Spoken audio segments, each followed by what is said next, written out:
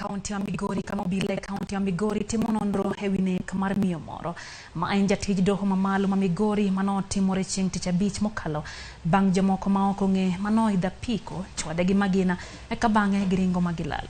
Pok oyangore gima dine mijonjorego neg nyano ka PC mar ogai ma doho ma pachoka koro singo malo wachno kendo neno ni adier mar wachno oyangore.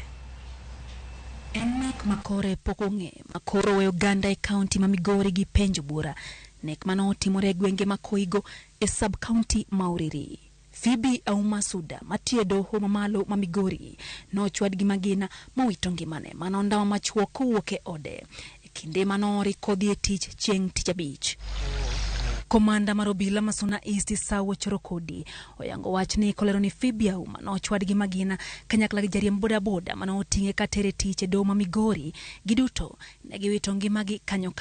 Na mama moja anaitwa Phoebe Auma ambaye anafanya kazi hapa kotini Migori, alikuwa anabeba kwenye pikipiki akija kazini na wakashambuliwa na mtu aliyekuwa amejihami kwa bunduki akiwa anaendesha pikipiki, akawapiga risasi na wakafa hapo hapo. Ochorokodi wacho ni achije ariyogo notiyo gi apiko maonge namba mar ndikruok kanyaka sani pok ong'e gima dine gineg nyano. Hiyo pikipiki ilikuwa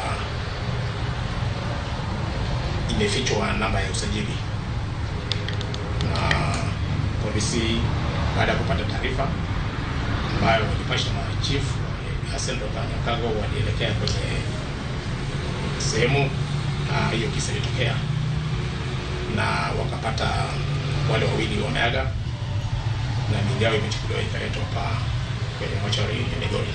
Ogai mar doho mapacho Martha Koome okwedo mokalo nek mar jatij doho no kakoro singolo wachno machiegni kendo keto ganda e ler kaluwore gi masirano. Riwruok mar jotije doho bende omedo seyo timbe mag monj majuko jotije mag doho e pachoka. Ringre ji ariyogo notere kar kano ringre ma jomotho ma Migori Referral Hospital. Nyakorom gajwang' riwruoge ma opogore mag